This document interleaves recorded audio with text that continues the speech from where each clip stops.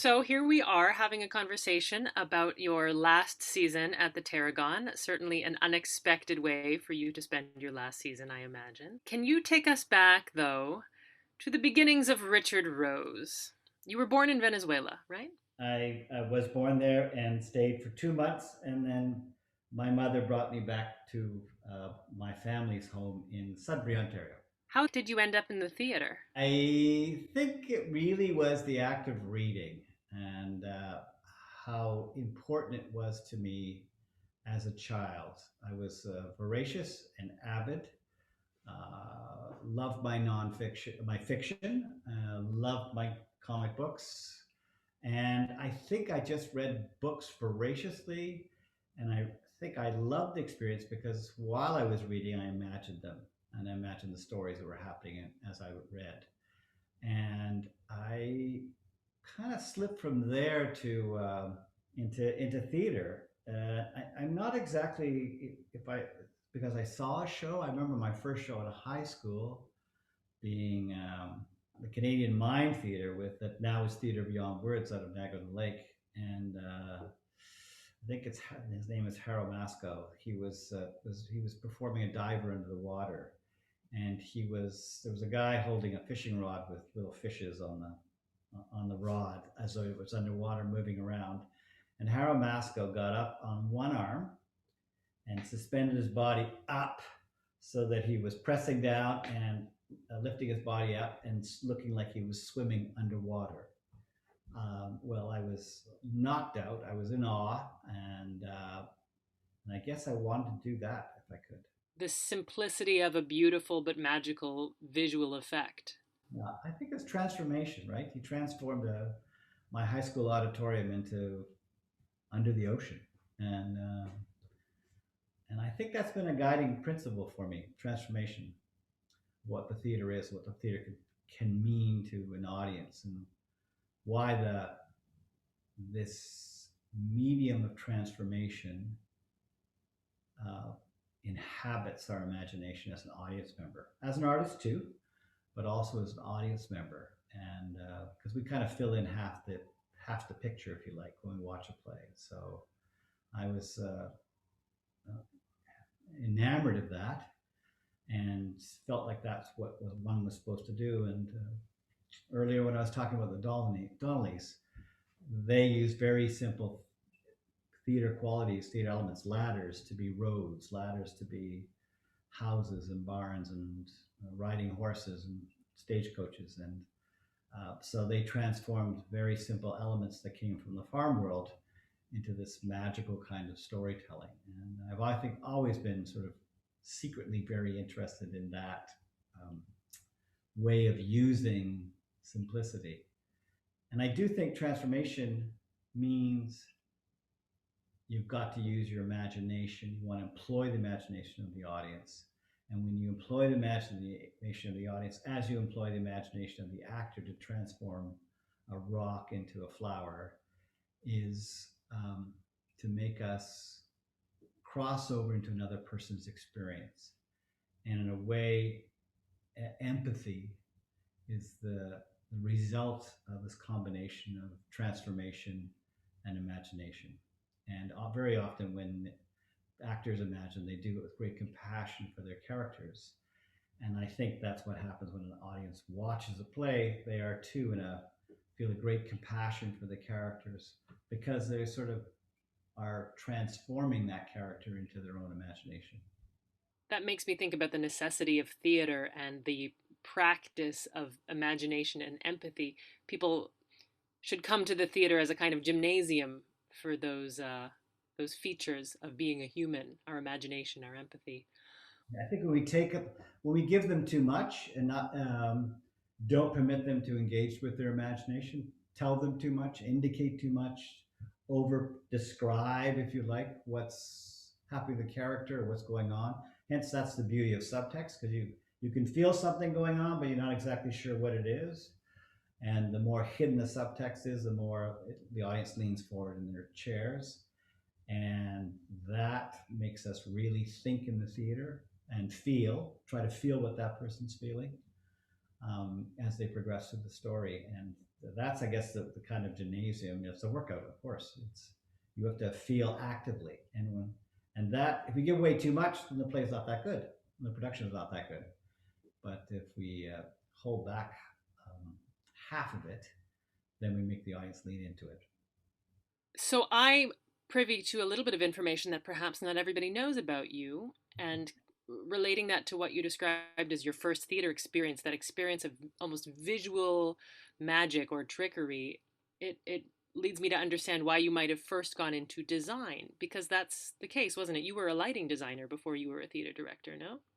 Well, no, I was in high school. I became a theater director in my final year of high school. It was my turn because I've been in the theater arts program, and I guess I was the most senior student who had that kind of ability. I performed in plays, and the active directing was again a kind of wondrous in that I could employ my full imagination, not just playing a character, but my full imagination to create worlds and the action inside that world. So, and I won an award in the Sears Drama Festival, and I felt like, well, someone thinks I might be good at this, and so I actually went into directing at York University. But then I met a teacher in my third year who was a lighting designer, and as part of my development as a director, I wanted to take courses in a variety of disciplines in the theater, lighting design being one of them.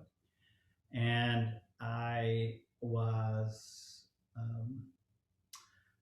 I learned about lighting design, but what she really taught was how to make art and what the making of art was.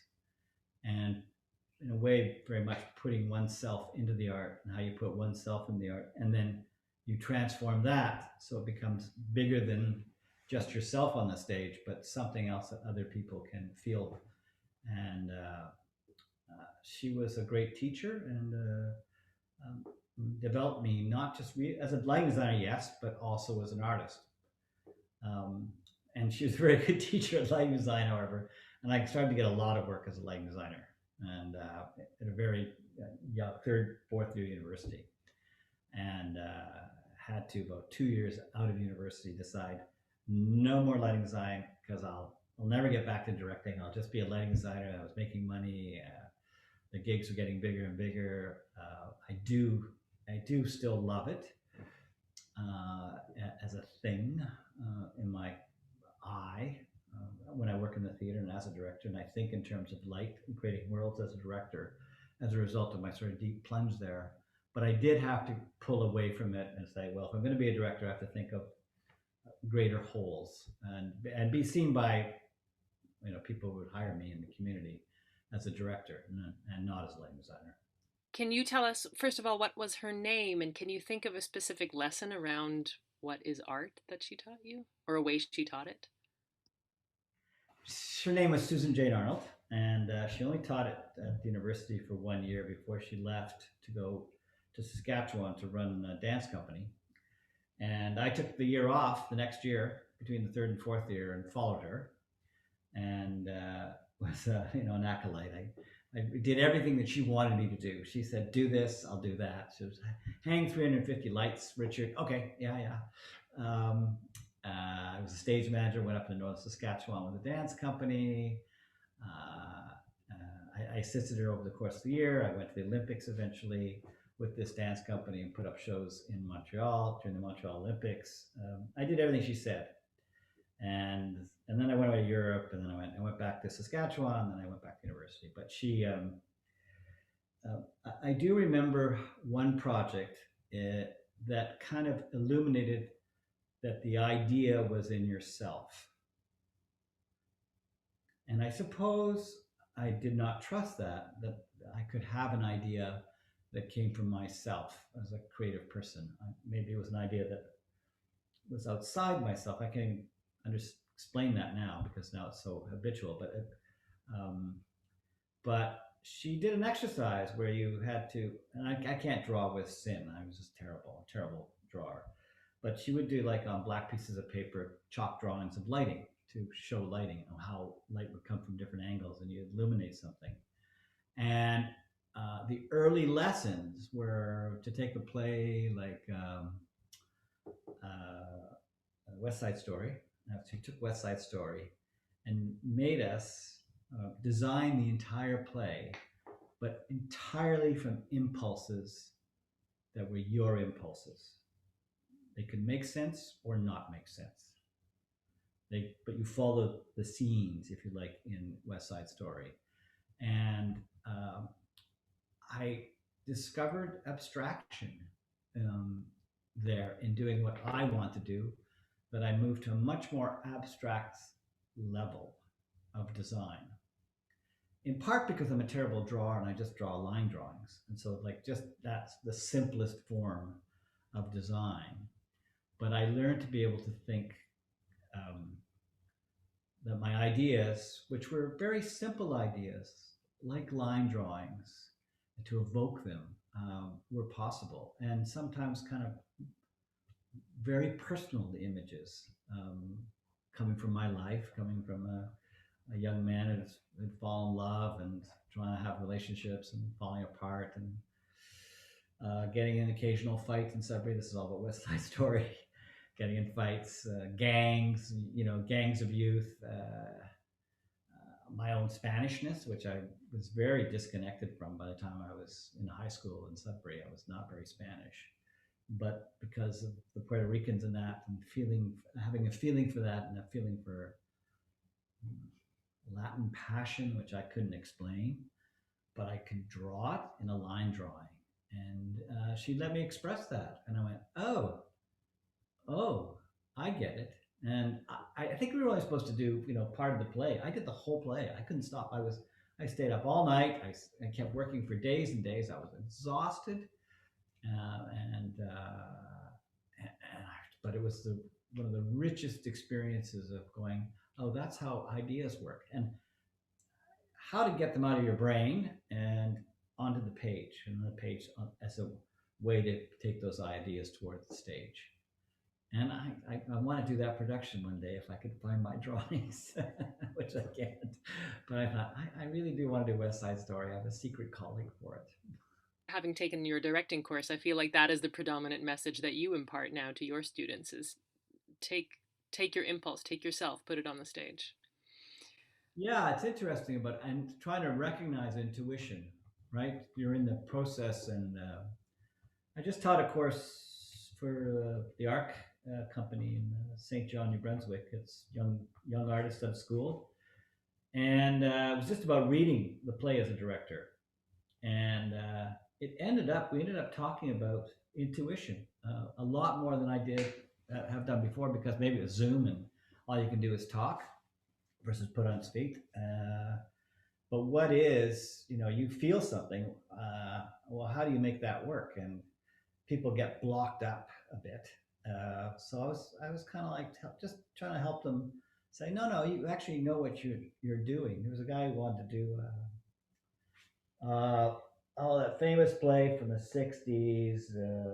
Paul Scofield was in it, and it's a Lion in Winter, and he wanted to have all these sets, but he couldn't figure out how to do the sets. He just was just too much money. I'll be trapped. And I said, so when you first read the play, what did you think? And he talked about light and dark, like good and bad, or evil and goodness. And I went, well, there you go. There you got light and dark. Use that. And you can go anywhere in the theater using light and dark, shadow and I said, what other image? He said, well, it's just, medieval walls. I said, well, then you have all these characters against a medieval wall, new shadow play, and take this and take that. And then I just said, okay, you've got an idea. Now you got to follow it through the entire play. He did that as part of his exercise. And it is, it's like to actually recognize your intuition is makes it why you're directing the play, and why it will always be your play if you're following intuition and not somebody else's intuition or historical interpretation of the play. And that's where your creativity as a director lives. You just have to stay true to it and hang on to it and well recognize it, right? Just I think that's what she should recognize it. Oh, there's your idea, Richard. I went, really? In a very concrete way. And she was fantastic. She was really great. She left too soon. So you were a lighting designer for a couple of years out of York, and then you made that important decision to recommit yourself to direction. I did it simultaneously. Started a theater company and lighting design, but lighting design was a great big pull. And was this already Necessary Angel at that point, or no? Yeah, Yes. was right out of school, four guys, a general manager type person, a designer, another director, and myself. All we're going to work together and start this company, and start the process of putting together a theater company, and touring. Went to schools and toured. My first piece was the Oresteia, which was disastrous and terrible, and it caused, I think, the company to break up, and then it fell to me in the end. Everybody had got work, right? One guy got stage manager work at Theatre Oakville Theatre Center, and another guy got a job out in Edmonton, and another guy needed to make a living, so he couldn't work in the theater because there was no money, and so we fell apart, and I reconstituted itself, and it was primarily me, but again, I reconstituted the artists around the company and tried to make it as much as I could an artistically driven company. Um, but there was a more of a hierarchy rather than a collective. Where did the name Necessary Angel come from? Wallace Stevens, uh, The Auroras of Autumn. It was an epic poem, I guess that's the right term, about the nature of art and the act of making art. And um, it's I am the necessary angel of the earth, since you see me in the sight again. And the necessary angel is a role of the artist in society. It's to see yourself again. Hmm. And so you, in your time at Necessary Angel, you were already also doing work with Tarragon. You were engaged in directing projects on new plays at Tarragon. What was your early relationship like with the Tarragon? Well, they hired me to direct John's play, Prague. John Krizank, who wrote Tamara and was a buddy from high school. I did his very first play at university, and we were creative partners, high school buds, right? He continues to be my best friend.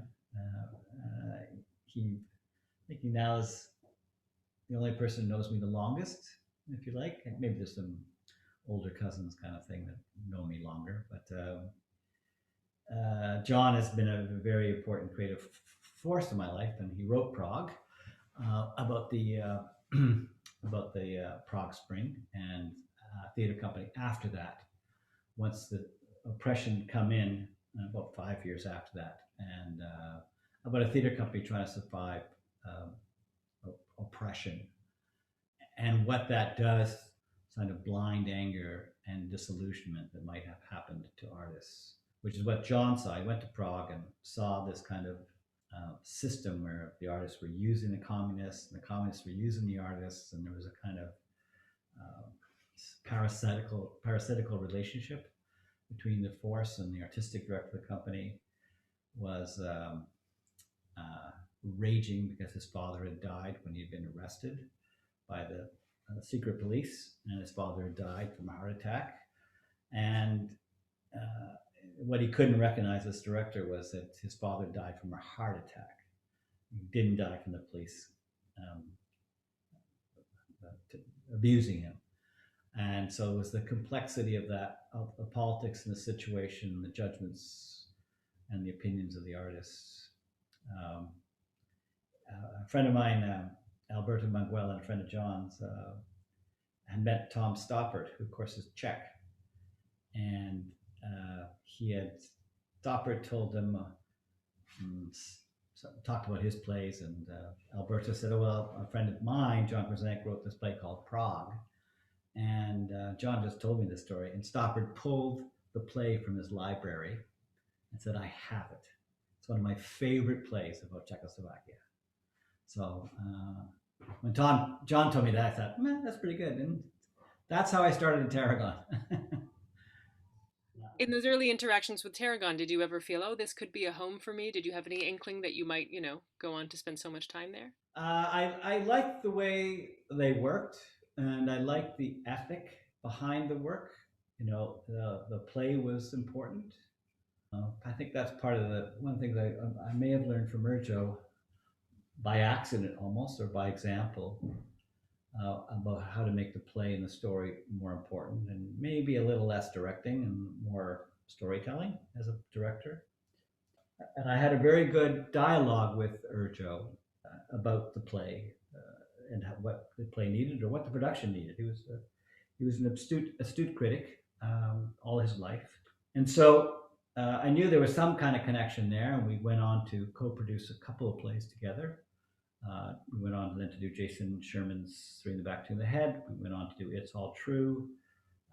We were about to do The Message. It was in workshop at one point about Marshall McLuhan, and Jason was a resident playwright, but he was also resident sort of at Necessary Angel, and yeah, that was kind of like we had similar tastes.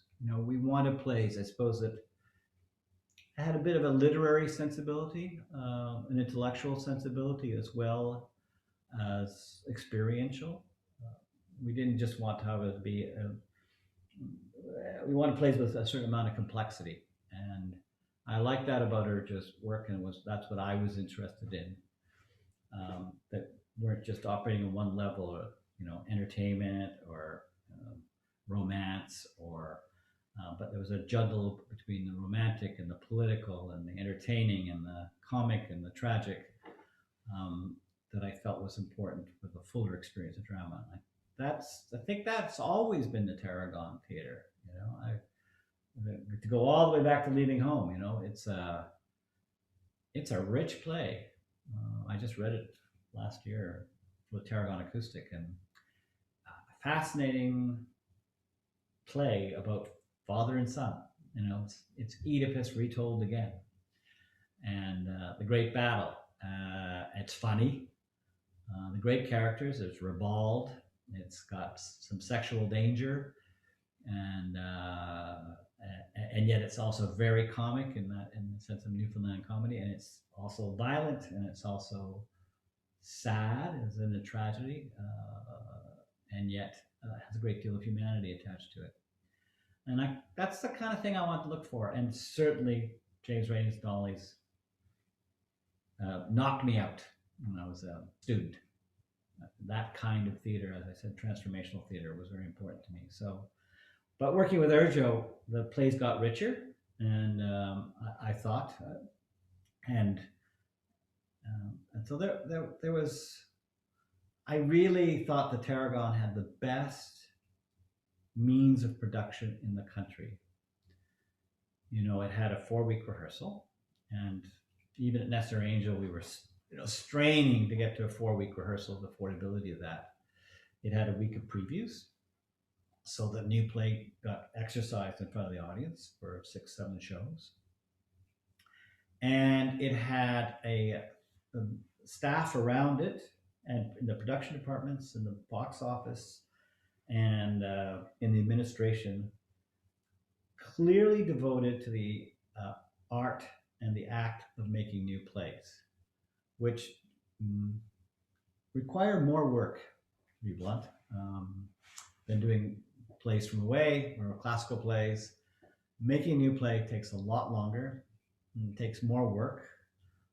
I have heard of productions that were said, well, that's the wrong set for this new play. Get rid of that, rebuild it again. It's just not going to work. Or the lighting is bad. I've done it myself as a light designer. I said, no, that lighting's all wrong. It doesn't work. Let's tear it down. Let's take a couple days off from production week and redo the lighting and rebuild it. Because you don't know what the play is, and therefore you don't know how you and your discipline can make the exact contribution as you're trying to figure out what the play is. Because the play is developing and percolating and changing, and each artist in the theater discipline is trying to read their entrails of that and going, okay, well, what is it now? What is it going to be? How does it change? How can we keep the set and costumes and props flexible, so they can change with the play? How can we budget so that we can change with the play? Should we have to really change with the play? So, all people working around us, the staff and the production, they kind of have to see the play. They have to be able to read the play and know where it's going. In a traditional play or classic play, you're going to have a heath if you're going to do Lear. However that heath is made in a storm, you're going to have to put money into that. But that's the case, right? Well, in a new play, you may not have the storm on the first day of rehearsal and the heath. And suddenly 3 weeks into the rehearsal, the playwright's going, the guy needs to run out onto the heath. And you've got to be able to adapt the set and the lighting and the props and the thinking to the heath. So it takes a kind of foresight that's seeing into the unknown versus the known, if you like, as you work on the play and the play changes. So it's hard, and there's a certain kind of artists who can do that, and other ones who can't. I know I've changed things on the last day, and the poor actors, I said, no, this is not working. We're not going to do the scene like this. This is a new scene, and someone blows up because they can't imagine that they have to do a new play on opening night, a new scene on opening night, and you have to. That's part of the game, right? To get the play right, and you have to take the risk of it, but you have to have someone who's able to do that, and someone who's able to reach across and see that this is going to be a better choice than not doing this. And that's always it takes a lot out of the staff too. Like the PR changes, everything changes as it moves with the play as we go through. And Tarragon has really been devoted to that. So when I came in and inherited and read the language and the grant apps, and there was this sense that everybody is always pointed to making a new play. We don't teach a lot of in the early days they did, but we don't teach acting classes. I teach a directing class. But we teach playwriting classes, playmaking classes, audience appreciation classes, young playwrights, emerging playwrights. But it's always about making the new play. It's the education of making a new play. And in a way, the directing classes are in directing the new play and dramaturging the new play. So that's a real singular focus for all departments. And I actually have really tried to maintain that, because I remember reading that paragraph in the grant. I think that's what we got to do. And that's how you measure yourself by. You go, is this about making a new play? What are we doing right now about making a new play, or is this about something else? And they made an audience for the new play. That's the other tremendous thing. There is an audience that's long time, long suffering sometimes, long serving, and long in entertainment when they come to the Tarragon. They know a lot. And so having that audience be part of the making of that play for their time when it comes, when they sit in the audience and feel that play and laugh at that play, and or get bored by the play, or like the production, don't like the play, or don't like the production, like the play. They bring this information in, and they too have been sort of cultivated before my time and then through my time. I felt that was very important to keep that going. Clearly, the goal of cultivating the new Canadian play and cultivating the audience for the new Canadian play, in addition to the artists, is what you held firm to in your time at the Tarragon. I'm wondering if you can just reflect on some highlights from your tenure. Well, the first play that we did was called Remnants, which we had to switch out a play, and Jason basically wrote that play in a summer. There was fragments from another play that he had worked on, None is Too Many, which is the story of Jewish people not getting into Canada during the war. And Jason had an idea to write the Joseph story and reset it in Canada and Joseph with the seven brothers trying to get into Canada. And that was pretty much hell bent for leather as your first show ever. Uh, and I have to say, I operated almost entirely off intuition, not any much analysis, although I was analyzing like crazy as we were doing it. But I just had this vision from visiting Ellis Island in New York and suitcases, and I said the play has got to be all about suitcases and movement, and transition, and we built every location in the play, of which there were many, from Mackenzie King's dining room table in Kingsmere, a farm in Poland, to a ship arriving in Halifax, to a Jewish cemetery, and we made it all out of suitcases, all the time reinventing it and evolving the play, evolving the suitcases as the play evolved. And I didn't know where the next scene was coming. I knew I could make it out of suitcases, though. And I had different kinds of suitcases, trunks and small suitcases and big suitcases. And it was sort of a nightmare of tracking the suitcases in my own brain. Jason came in and inserted scene. And I went, well, I could just skip by this, right? I don't have to really change the suitcase pattern. And Alon Nashville came up to me and said, aren't you going to do pews for the church in suitcases? And I just glared at him. And I went, yes. I had to go back about 6 scenes back, do the pews, and then figure out how the suitcases joined those next 6 scenes that were already written. So that was a fantastic experience. Scorched was a tremendously moving show to do. It was a kind of moment in my life where I discovered a secret in my family, and it was kind of an illuminating moment, a life-changing moment in a sense, when you find something out from the past that you didn't know, and that then explains all this kind of subsequent behavior, and so reading that play and watching that play, and then working on that play. I didn't watch it. I worked on the play. It was just it was pretty one-to-one in terms of my emotional life and the play.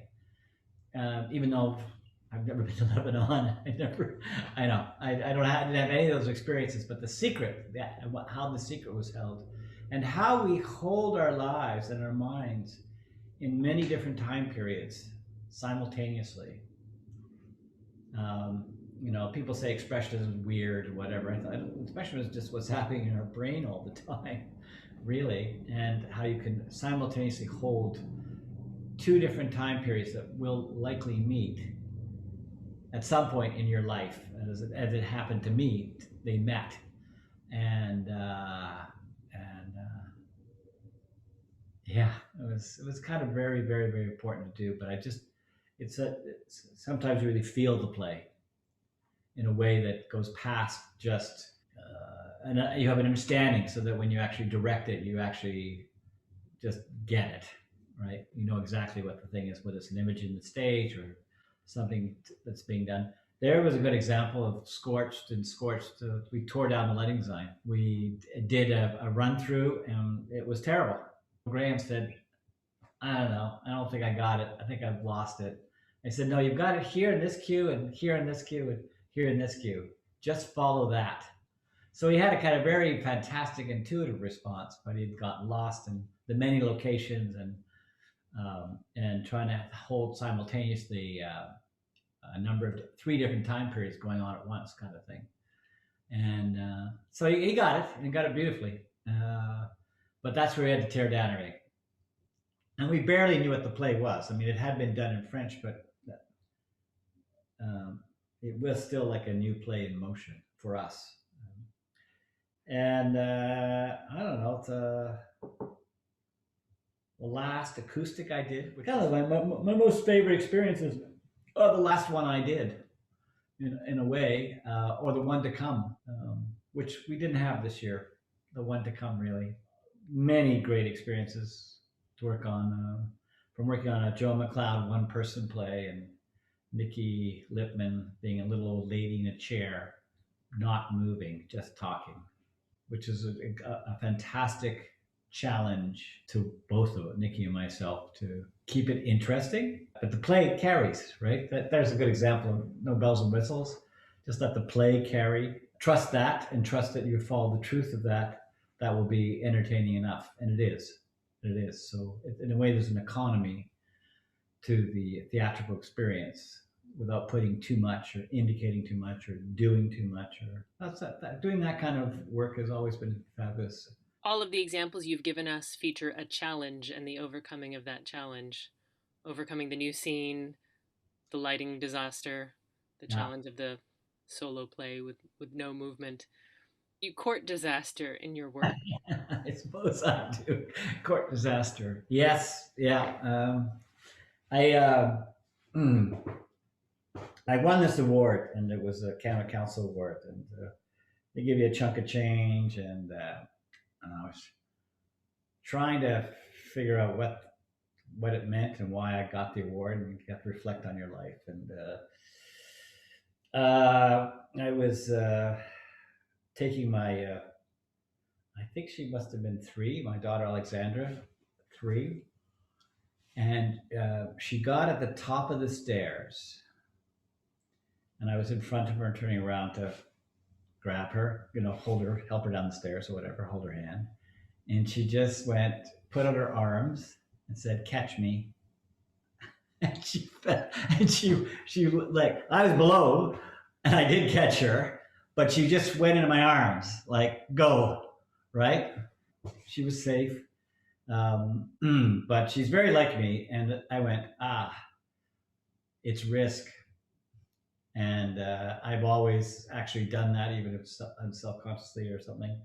Catch me, and so when I made my little speech about accepting the award, I went, what get a word like that as an artist in this country, it's like being someone's going to catch you, because you can do it for years and never get caught and fail and succeed and triumph and go to Los Angeles with Tamara, or do a small little play in the extra space, and it moves people profoundly, like and Guarded Girls, and so uh, that, I guess I'm looking for that. I want to be at the top of the stairs and go, "Catch me," and go, right. And she taught me that. She said, and she's just like me, so it's bad parenting. Yeah. Well, just to briefly, I'm glad you brought up your daughter and your daughters. I know you have raised your daughters in the theater a little bit. Do you have recollections of them running around the Tarragon? Alexander just mentioned this to me last weekend.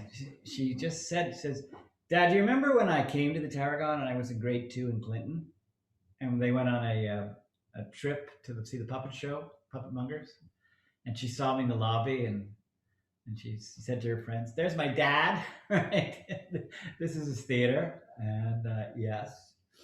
And then I brought them to Much Ado About Nothing, which was kind of, fun Shakespeare, and it was set in Bollywood. They came and came to Much Ado, and they squealed during the show. They would squeal with the light, and at the kissing and the loving and the missed moments, and the terrible things that happen, and in the play, because of Claudio not trusting Hero, and how despicable he was, and then how lovely he was, and this squealing. And I went, that's not bad. If I can get them to squeal, that's good. That's good. They did it. It was a fantastic, joyful piece to do, and yeah, yeah. So uh, to have that experience with them is wonderful. To walk into my office and see them sleeping on the couch because I'm in rehearsal. My poor kids have suffered dad being in rehearsal, or dad in a play reading, for years, and so my other daughter, my first daughter, before I came to Tarragon, Dakota, I used to park her in the corner of rehearsal, and now she's a director of theater in New York. So it comes back at you, and you know, uh, you've seen many run throughs. We were doing we're doing No Great Mischief, and David Fox, who's a force majeure in the play of a fighting brother, was doing a fight scene, and my kids went under the director's table and hid under the director's table because they were swearing at each other. The guys got into this one-sided fight, a kind of mind fight, and terrified during the piece. So they've seen a lot of life in the rehearsal hall, and I actually think that's wonderful, really wonderful. They saw Andrew Kushner's, Elizabeth and her friends saw Andrew Kushner's play. Again, the name suddenly eludes me. Excuse me, Andrew. And her and her friend were so mad at me that the Canadian boyfriend, love interest, abandoned the Ukrainian ingenue. They were furious at me that I had done a play that would happen. How could you do this to us? How could you do this to us? So that's what you're looking for in the theater. I think that's success. I think. Your harshest critics. Yeah. They move them. That's good. It was Wormwood, Andrew's play. Yeah, that's right, Wormwood. Thank you, Andrew. Sorry, Andrew. So it hasn't been quite the final season you were hoping for, I know, though I think you've ably adapted. What does it feel like? Does it feel like being at the top of the stairs, leaping into the unknown? This great. Yes, absolutely. You got it. I hadn't thought of that until you just said it. I went, yes, that's exactly what it is. I'm about to leap into the unknown. Yes, thank you, Courtney. It does. I mean, I do want to still work, but I do want to create differently. I want to do something the same but very different. I have worked on so many new Canadian plays that I think I now need time to work on reimaginings of classics, which I used to do more so at Nestor Angel. That's one thing. Maybe it's the same, but it's and yet at the same time it feels, well, what will that be? Because of course that isn't enough just to do reimaginings of classics. We're in choosing the project, understanding the project, we're choosing the play at the Tarragon, the landscape of the country, the fashion, the times, the audiences, what's current in society right now, what's playing in society right now, is really changed, and it feels very unstable in many ways, as to what it will be in the future and not knowing. There's always been a quality of not knowing, but you know what? We always know the sun comes up tomorrow. It doesn't feel like necessarily the sun will come up in this time. So it's changed our way of feeling and thinking. And so the times have changed and just seem to be about change, but going nowhere, if you like. I have said, some people have said this feels when you feel like you're an artistic director and you're sailing the ship and you're in a hurricane, and the hurricane is actually the doldrums. You're not moving. And that has changed the psyche of how people think and behave. People either wanting great movement or people stultified. And so who are we now is kind of a bit hard to know. And because we don't have any community in this isolated world of cameras and Zoom calls and whatever, this isolation, which I think will become increasingly so because we live on the computer now. I mean, the pandemic has taken us to Zoom calls, and but I think there'll be a lot more of this kind of dialogue, and the isolation you get with social media and the isolation you get with Facebook. All those experiences are alone experiences. They may be with communities, and the community is different, but you are in isolation and you're not in the room. And the theater is about being in the room. So there's some tension that way.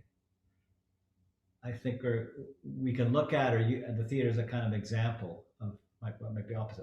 At the same time, I'm very interested in exploring digital expressions. So I've got some interest that way in going deeper with that kind of work. Um, and I had that before the pandemic.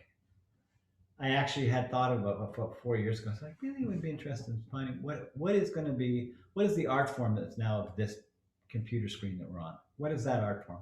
How will, because it's not like TVs and movies in the end. Um, and if you're using this for what it is, which is you kind of have to get the audience on their keyboard. They want to be on their keyboard interacting. And I certainly felt that with the Resties. It came most alive when people were interacting, choosing a character, chatting in a room, any way they could participate, or in fact, forcing the actors and the writing a bit sometimes to engage the audience directly and turning them into a character. Still very theatrical, very reminiscent of the soliloquy in Shakespeare, where the actor is directly engaging the audience and forcing them into the play with them, or as monologue you see in plays that they're driving the audience into their play if you're speaking directly to the actors. So you see that in Hannah's plays where they're very often the central character speaking directly to the character. It's a great theatrical tool. You're suckered right in, you know, uh, when they're talking to you, you're with her, or whoever or him. Ironically, I did This Is War, Hannah's This Is War, and her camera those characters talked to camera, so they were speaking to a fixed point.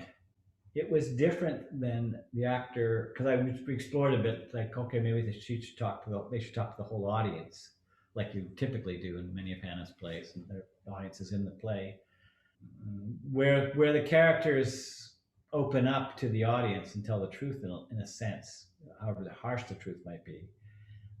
In this instance, they had to talk to camera because they're actually lying. They were being interrogated, and they were actually in the act of hiding. And then their PTSD moments when they went back to Afghanistan and the war were jolts back into the truth that they were suppressing. They couldn't, in a way, look at an audience. All those villains in Shakespeare, they're telling the truth when they're talking to the audience. And they weren't telling the truth. Yeah, and they're speaking to the camera, and the camera does, even an imaginary camera gives you no feedback. Yeah, that's right. So they were speaking into the aisle. They were looking out, but they were speaking down the aisle in the extra space, and as their point of focus, and which was a kind of a shift in her writing, because it was the first time that really I thought, maybe not the first time, but in my experience of her plays, that was the first time that she was not using them to tell the truth, but using them to hide the truth. That was a fantastically moving production that I got to revisit with the cast this year, in the acoustic dramas. Well, as much as it might feel like leaping into the unknown for you, it is a relief to me to hear the great questions that you have to investigate. I think they'll keep you busy. I hope so. I'm sure they will. I also want to do nothing. I want to leap into doing nothing. I really need to do nothing. And someone says, "What are you going to do?" So I have to do nothing. Terrifies me, but do nothing. Like, actually just think and read, or walk or whatever, but have no objectives, no purpose, no desire to achieve anything. To kind of try and eliminate my ambition, right? At whatever it might be, the next play or whatever. And I'm already doing it. I was already hustling at theater today by chance in a phone call about something else. and I said, I just started to pitch. I have this idea for a project, and I went, hey, I'm not doing nothing at that point, but I'm looking for some ample time to do nothing. I've been focused on creating plays, new plays, right? That's a lot of work. and other people's creativity, in a sense, a lot of management that way. So I'm kind of interested in being a little singular, if you like. But to do that, I gotta eradicate all this other stuff out of my brain and get back to some kind of tabula rasa. And I was sort of doing it now in COVID. When I was talking about this other idea I have, I was upstairs on my deck reading the play, and then had the phone call. I said, "Well, I just happen to have that play beside me," and that started the conversation. Thank you so much, Richard, for your time today to answer these questions. I'm glad you're the one interviewing me. Thanks. Okay, I'm going to ask you these rapid fire questions. Cut me off if I go on. Okay. I will. I'm going to. You have no time. What's your favorite swear word? I can't say because my daughters would charge me too much, although it's often said around the dining room table here. What is your drink of choice? A single malt scotch, a very dry vodka martini, and a Caesar. No, a margarita. What is your meal of choice? Steak frites, asparagus in an orange sauce, my frites that I make, and a bavette or a New York steak in a pepper sauce. I'm sure there are lots of answers to this question, but who comes to mind first? Who influences you artistically? Shakespeare has been the greatest influence. Howard Barker has been a huge influence as well. A couple of the close playwrights that I've worked with, Jason Sherman, John Krizank, Hannah Moscovich, Rosa Laborde, Washington Wad. Those playwrights have been very influential. A lot of German theater. In the birthing of a new play, what is your favorite aspect of that creative process? Inventing the world as it moves forward in the play and trying to invent simultaneously with the play. So trying to feel and see the play, read the entrails of the play, and then trying to invent the world that accompanies that to represent the play. Something I do privately at home in my little, sitting on the script and breaking it down. When do you know that you've read a good script? When I'm surprised. What is your mantra in rehearsal? To try and get at the truth of whatever that might be, even if the truth is like mercury. And more often than not, it is like mercury. What did you do to sustain your artistic spirit during the pandemic? Read a great deal. I'm now reading a lot of Greek plays, translations of Greek plays. Read new Canadian plays, a lot of them working on drafts. Commissioning a whole bunch of playwrights to write the next play, and some playwrights I've never worked with before. I hope to work with them again. What was your favorite pandemic activity? Walking. Favorite takeout? Tarroni's down the street. Is that the same answer for favorite restaurant? No, my favorite restaurant is Raoul's in New York City. Favorite book? Favorite book. I don't have a favorite book. What am I reading now? I've been reading Marshall McLuhan over and over again whenever I need him. The Understanding Media. Just a little light reading. Well, you can only read a paragraph or maybe a chapter at the most. Then you have to think about it. Boy, he makes you think. Favorite movie?